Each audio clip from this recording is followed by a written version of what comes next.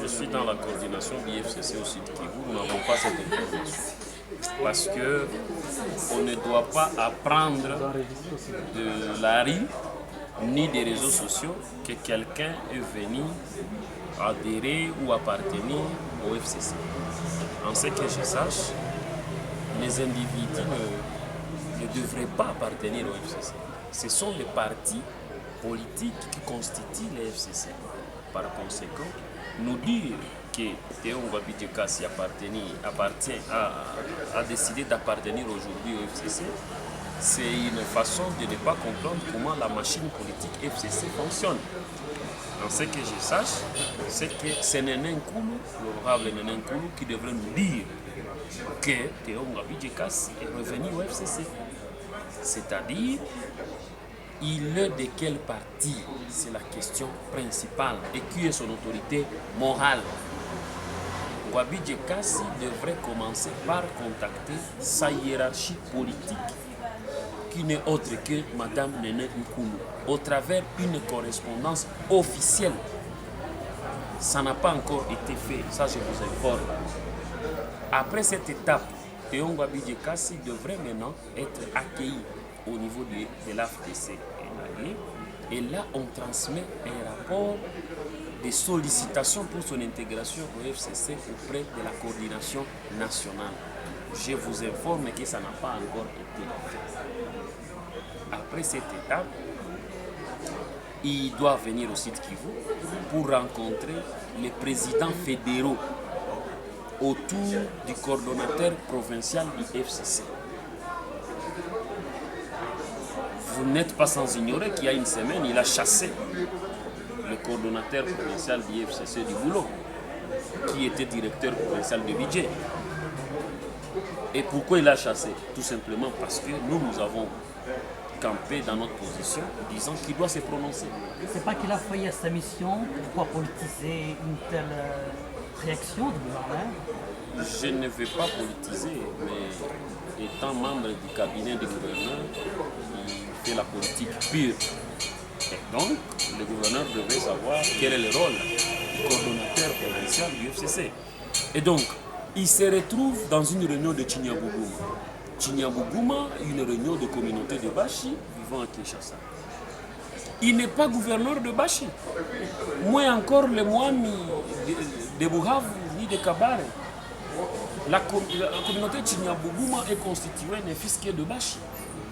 En ce que nous sachions, c'est qu'il y a les Banyamuleng, il y a les Varega, il y a les Bahavu, il y a la province du Sud Kivu a beaucoup de communautés. Pourquoi il a choisi la communauté Chi pour aller dire qu'il est du FCC? Encore que le Chinyabougouma est apolitique. Dans cette réunion, il y avait les gens de l'INC, il y avait les gens de CAJ, il y avait les gens de la Mouka, il y avait les gens du FCC. Nous aimerions voir Théo nous dire que je viens d'être reçu par Mme Néné Nkoulou, laquelle je suis allé rendre allégeance. Ça n'a pas été fait. C'est pour cette raison que je vous dis que ce sont des rumeurs. Et nous, comme des opérateurs politiques avérés et avertis, nous ne pouvons pas nous fier aux rumeurs. Mais nous avons l'obligation de fixer l'opinion. Nous sommes au Sud Kivu, où la coordination provinciale du FCC existe. Avez-vous vu un jour Théo organiser une activité du FCC? A-t-il un jour arrivé à la coordination du FCC depuis qu'il est là? Peut-être comme il était encore fidèle au parti Badji Lukwebo. Écoutez, même en quittant Lukwebo pour aller au FCC, c'est une crise de la culture de loyauté. S'il n'a pas été fidèle à Lukwebo, il sera fidèle à Kabila. De trois, il vient avec qui? Parce qu'il est gouverneur, parce que l'AFDC avait eu 9 députés. C'est pour cette raison qu'on a dit l'AFDC comme deuxième force, nous donnons le gouvernorat et le PPD comme première force reste avec l'Assemblée provinciale.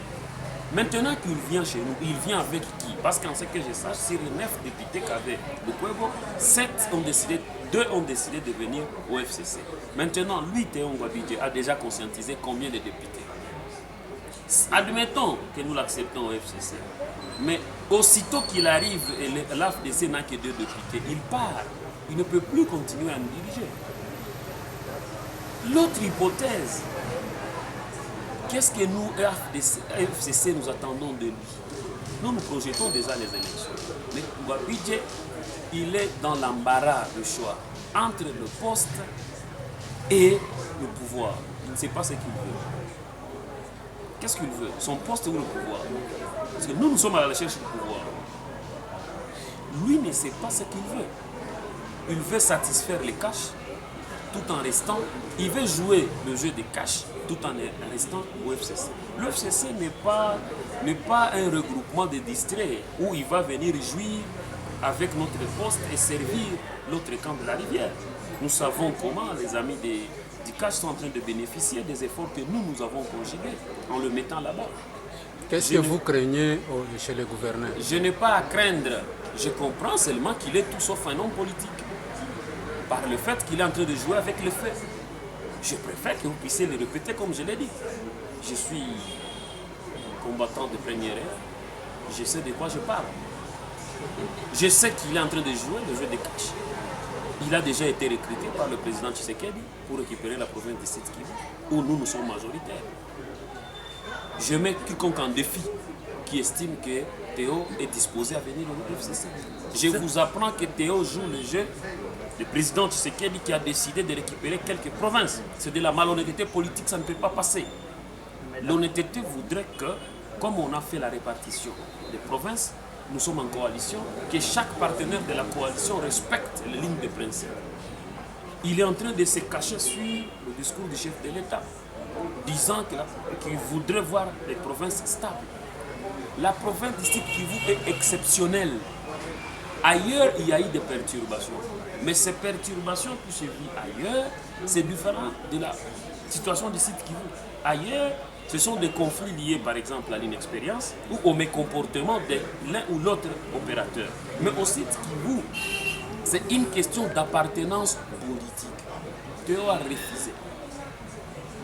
Nous avons reçu tous les députés, tous les ministres du FCC, ils ont signé et ils ont signé leur fiche de renouvellement de serment de loyauté. Lui, même dans la réunion de Chinyambogouma, il a dit comme gouverneur, il ne pouvait pas venir signer, renouveler le serment de loyauté devant ses subalternes. En politique, ça ne se passe pas comme ça. Il est gouverneur ici du FCC, il n'est pas gouverneur de la coordination du FCC. Il ne gouverne pas la coordination du FCC. Il gère le mandat lui donné par la coordination du FCC. Et c'est de la confusion. Moi, j'ai vu les gens renouveler leur serment de loyauté envers le président Kabila Akisantu, devant le coordonnateur Naimi Milaz. Le président de l'Assemblée est allé le faire. Pendant que,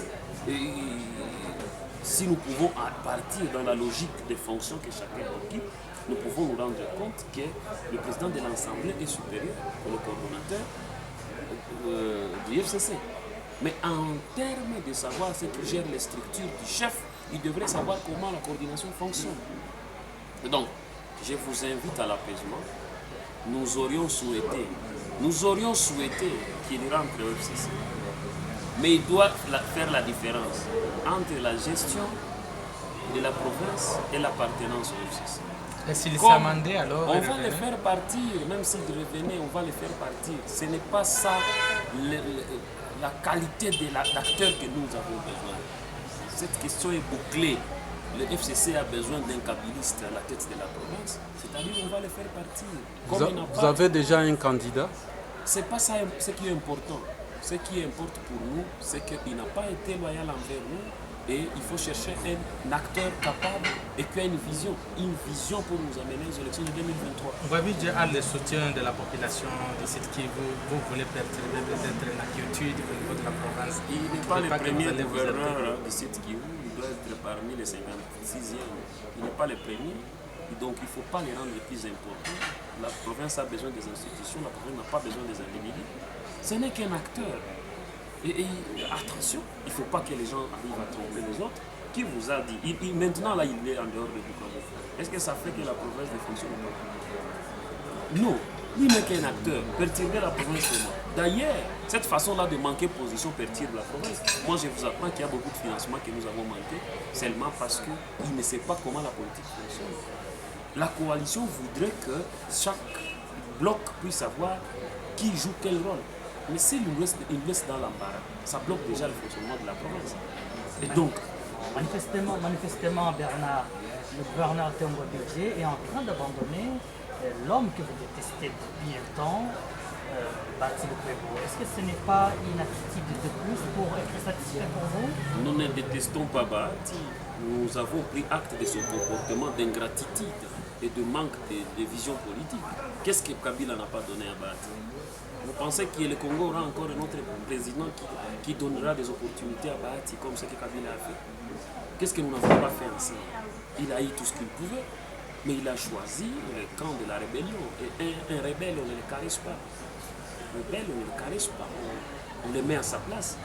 Et donc, on n'est pas en train de s'amuser. Et Théo doit savoir qu'on ne blague pas avec la politique. Et au niveau du FCC, on ne va pas blaguer. On ne va pas les caresser. On va frapper fort. Vous confirmez en d'autres mots qu'elle est faite pour Théongo Bédié de s'être prononcé devant cette communauté de Chinyabuguma par rapport à son appartenance politique n'a pas valeur de crédibilité pour vous. Ça prouve à suffisance qu'il ne comprend pas comment ça fonctionne parce que un gouverneur de province, pendant tous ces temps, il a tous les conseillers, il est censé déjà comprendre seulement comment son parti politique fonctionne. Au lieu d'aller le dire à Chinyabuguma, il devrait seulement appeler la presse et aller au bureau de l'AFDC à la botte devant le membre de son parti et le dire. S'il le disait à la botte, là où les gens ont cassé les effigies du chef de l'État et de Nénène Koul, nous serons les plus heureux de voir qu'il est rentré dans la famille. Pendant qu'on a cassé les images de l'autorité morale à la botte, il va à Chinyabuguma pour dire qu'il est du FCC. Le FCC qui n'a pas si protégé, il n'a pas si protégé son parti politique à côté de son bureau. C'est maintenant à Chinyabuguma qu'il va manifester son appartenance. Vous avez un dernier mot que vous pouvez augmenter peut-être dans notre partie? J'invite la population à l'apaisement et j'invite les manipulés à se faire manipuler davantage. Théo a décidé de recruter par-ci par-là les gens. Il a commencé par les mouvements citoyens. En plus, il a déployé les gens pour injurier Kabila par-ci par-là sur les lignes des médias. Il a décidé d'humilier l'autorité morale du FCC. Vous avez des preuves de tout ce que vous dites là? Vous êtes journaliste, ses amis ne sont pas passés à votre média, mais vous pouvez vous contacter d'autres chaînes de médias. Et donc, nous ne sommes pas à la cathédrale où chacun qui vient se confesser, il devient saint. Nous sommes en politique où nos passés nous collent au dos. Merci. J'ai un mot.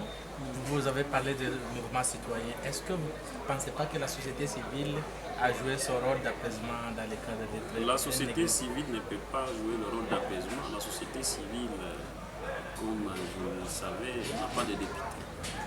L'apaisement, c'est au niveau de l'apport de chaque groupe.